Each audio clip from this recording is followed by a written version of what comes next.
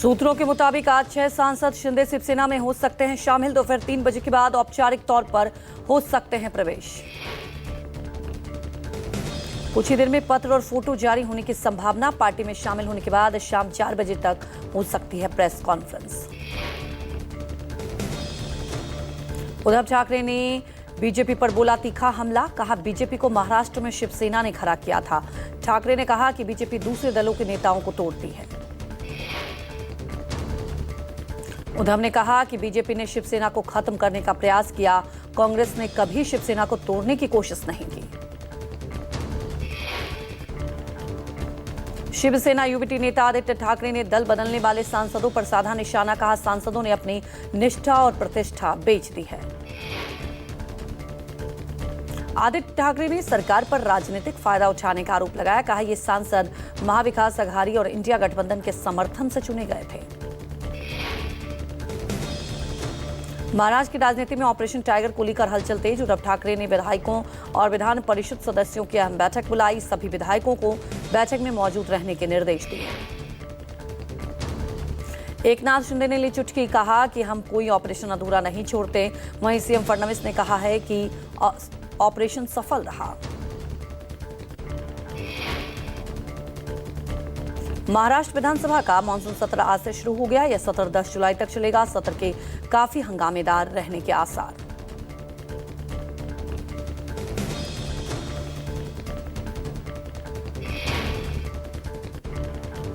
विपक्ष operation tiger को लेकर सरकार को घेरने की तैयारी में। वहीं किसानों की समस्याएं और मानसून के मुद्दे भी सदन में गूंजेंगे। महाराष्ट्र विधान परिषद चुनाव में महायुति ने 17 में से 16 सीटों पर जीत दर्ज की। बीजेपी शिवसेना और एनसीपी अजित गुट के उम्मीदवारों को मिली सफलता। नासिक सीट पर महायुति को हार का करना पड़ा सामना। नासिक में बीजेपी के बागी उम्मीदवार ने जीत हासिल की। शिंदे गुट के उम्मीदवार को यहां हार मिली। सामना के संपादकीय में अमित शाह पर निशाना। घुसपैठ और कानून व्यवस्था के मुद्दे उठाए गए। कहा गया घुसपैठ रोकने की जिम्मेदारी केंद्र सरकार की। सामना के संपादकीय में जम्मू कश्मीर, पहलगाम और मणिपुर का भी जिक्र किया गया। अंबाबाई मंदिर और अयोध्या से जुड़े मुद्दों को भी उठाया गया।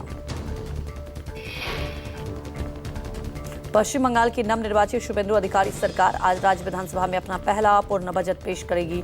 वित्त मंत्री स्वप्न दास गुप्ता कुछ देर में 2026 से 27 के लिए बजट पेश करेंगे। बजट में युवा, महिला, किसान और श्रमिकों के लिए बड़े ऐलान होने की संभावना। बजट में डबल इंजन सरकार के विकास मॉडल की झलक दिखने की उम्मीद।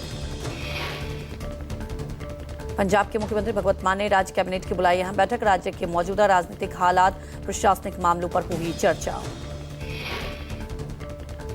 साथ ही आगामी विधानसभा चुनाव की तैयारियों को लेकर भी हो सकती है चर्चा। जनहित से जुड़े कई महत्वपूर्ण प्रस्तावों पर मुहर लग सकती है।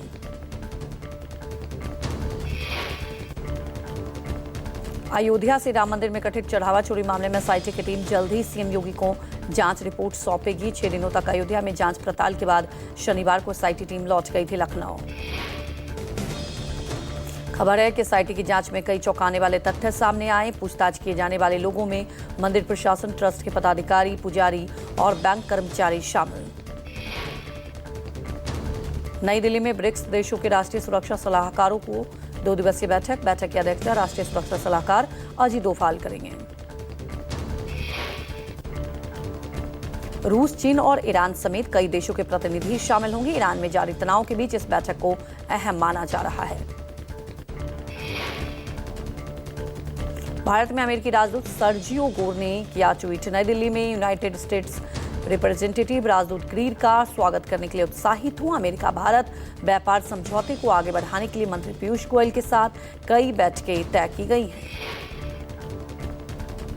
विदेश मंत्री एस जयशंकर आज से मंगोलिया और कोरिया गणराज्य के आधिकारिक यात्रा करेंगे। विदेश मंत्रालय ने दी जानकारी। बिहार के लखीसराय में नीट एग्जाम में बड़ा फर्जीवाड़ा सामने आया। पुलिस ने सॉल्वर गैंग और मुन्ना भाई नेटवर्क का खुलासा किया। गिरोह नकली परीक्षार्थी को बैठाता था।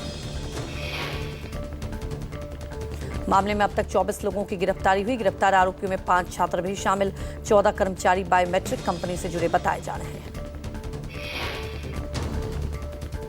बिहार सरकार ने एक बार फिर बड़े स्तर पर प्रशासनिक फेरबदल किया। 14 आईएएस अधिकारियों का किया गया तबादला। शिक्षा विभाग में भी हुआ है बड़ा बदलाव। आईएएस कुमार निशांत विवेक को प्राथमिक शिक्षा निदेशक बनाया गया। अभी 2 दिन पहले पटना के डीएम सहित 21 आईएएस अफसरों का तबादला हुआ था। बसपा प्रमुख मायावती ने ब्राह्मण समाज से की है बड़ी अपील। ब्राह्मण समाज से बसपा के साथ आने को कहा। उन्होंने 2007 की तरह समर्थन मिलने का भरोसा जताया। मायावती ने 27 में पूर्ण बहुमत की सरकार बनने का दावा किया। कहा कि ब्राह्मण समाज के कई लोगों को टिकट दिया जाएगा। सपा प्रमुख अखिलेश यादव की बेटी अदिति यादव से जुड़ा मामला। पुलिस ने मध्य प्रदेश के रीवा निवासी नागेश्वर सिंह बघेल को गिरफ्तार किया। सोशल मीडिया पर साझा की थी आपत्तिजनक सामग्री। मामले में आईटी एक्ट समेत कई धाराओं में केस दर्ज। आरोपी को अदालत में किया गया पेश, जहां उसे जमानत मिल गई। अरविंद केजरीवाल ने अयोध्या के राम मंदिर को लेकर किया पोस्ट। का अयोध्या से राम मंदिर में चढ़ावा चोरी के हर सनातनी बेहद दुखी हैं। शुक्रवार को मैं दर्शन के लिए श्री राम मंदिर जाऊंगा। टीएमसी महासचिव और सांसद अभिषेक बनर्जी के करीबी सुमित रॉय पर धोखाधड़ी का नया केस दर्ज। जमीन कब्जा मामले में आरोपी सुमित फरार चल रहे हैं। दिल्ली के जंतर मंतर पर कांग्रेस जनता पार्टी के चल रहे धरने को पुलिस ने किया अवैध घोषित। प्रदर्शन के लिए निर्धारित समय के बाद भी डटे प्रदर्शनकारियों को हटाने के लिए पुलिस उठा सकती है कदम। केंद्रीय गृह मंत्री अमित शाह आज केंद्रीय औद्योगिक सुरक्षा बल सीआईएसएफ के नए मुख्यालय भवन का भूमि पूजन करेंगे। बिहार की राजधानी पटना में भीषण गर्मी के मद्देनजर आज से 27 जून तक सभी स्कूल बंद। पटना डीएम ने सभी सरकारी और प्राइवेट स्कूलों को बंद करने के आदेश जारी किए हैं। देश के कई राज्यों में आज तेज आंधी और भारी बारिश का अलर्ट। मौसम विभाग ने महाराष्ट्र, तेलंगाना, ओडिशा, झारखंड और बिहार सहित 17 राज्यों में आंधी बारिश की चेतावनी दी। बड़ोदरा हाईवे पर बीएमडब्ल्यू कार का भीषण हादसा। हादसे में एक युवक और एक युवती की मौके पर मौत। एक अन्य युवक गंभीर रूप से घायल। सुबह 3 बजे जन्मदिन की पार्टी से लौट रहे थे तीनों युवक युवती। एडजांड इलाके में पास से अनियंत्रित हुई तेज रफ्तार बीएमडब्ल्यू सड़क किनारे डिवाइडर से टकराकर 200 मीटर तक उछली कार।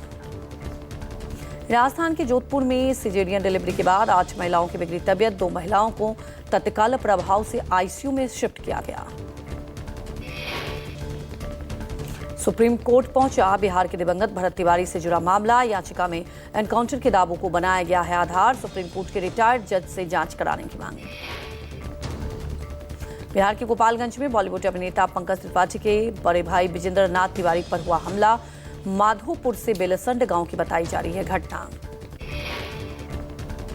हमले के पीछे आपसी और जमीन विवाद की जताई जा रही आशंका। घटना में घायल विजेंद्र नाथ तिवारी स्थानीय अस्पताल में इलाज के बाद पटना रेफर। मामले की जांच में जुटी पुलिस। बिहार के बेगूसराय में महिला से गैंगरेप के 2 आरोपियों को एसआईटी और एसटीएफ ने अरेस्ट किया। वारदात का मुख्य आरोपी फरीदाबाद से गिरफ्तार। पीड़िता की शिकायत पर लापरवाही बरतने वाले एसएचओ तत्काल प्रभाव से निलंबित। घटना में शामिल 3 अन्य आरोपियों की तलाश में जुटी एसआईटी। विज्ञापुर में 2.5 साल के मासूम पर मौसा ने किया जुल्म। टॉफी दिलाने के बहाने ले जाकर जलती बीड़ी से दागा चेहरा। सीसीटीवी में कैद हुई आरोपी की हैवानियत।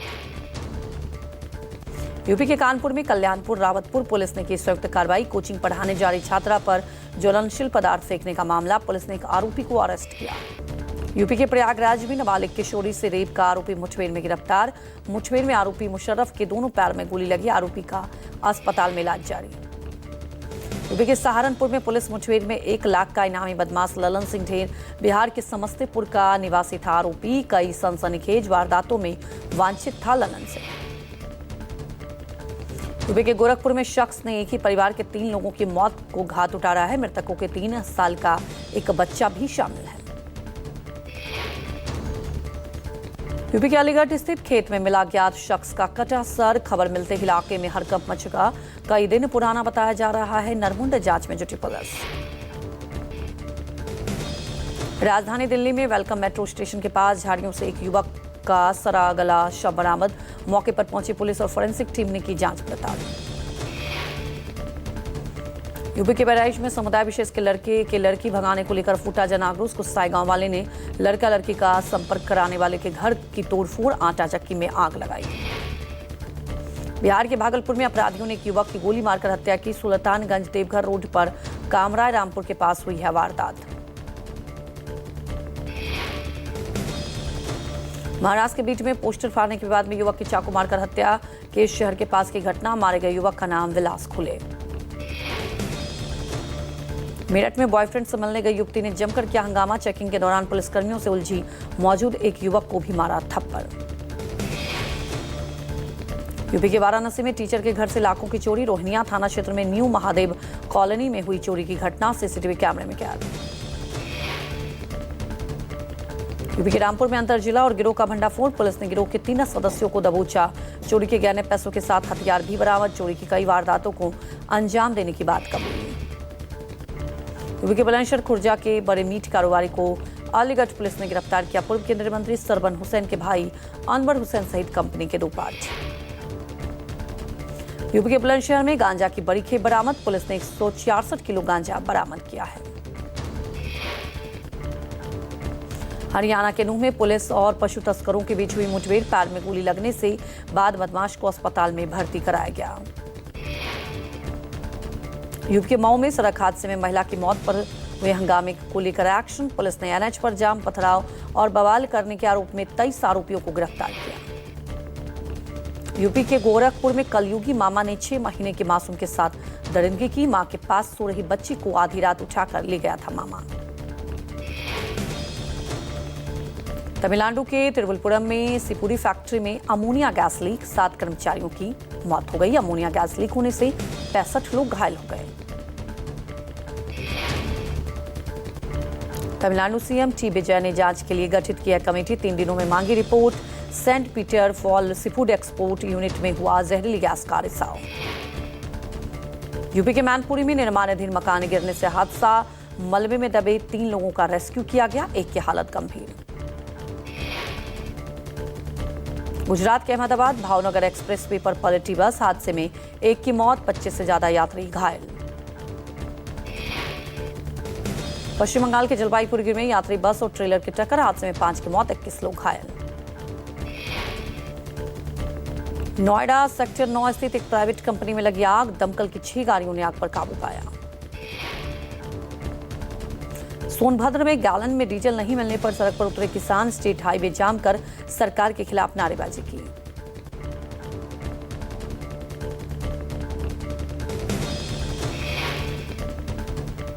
तमिलनाडु के तूतीकुडी में चक्रवात जैसी दिखी आकृति। तेज हवाओं से एयरपोर्ट विस्तार के चल रहे काम के लिए बना टीन शेड उड़ गया।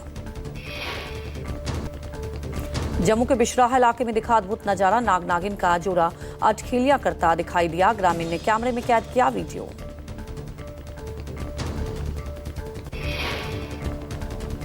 ब्रिटेन की राजनीति में बड़े बदलाव की आहट। प्रधानमंत्री केयर स्टारमर को पद छोड़ने का मिला अल्टीमेटम।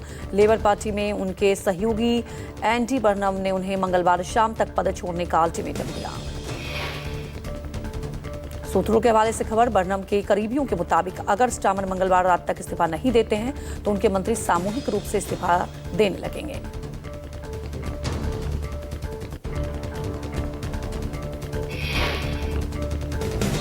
ट्रंप ने फिर से हमला करने की धमकी दी। धमकी के बीच जेडी वेंस ने ईरानी अधिकारी से मिली अंतरिम शांति समझौते पर बातचीत के बाद मुलाकात की।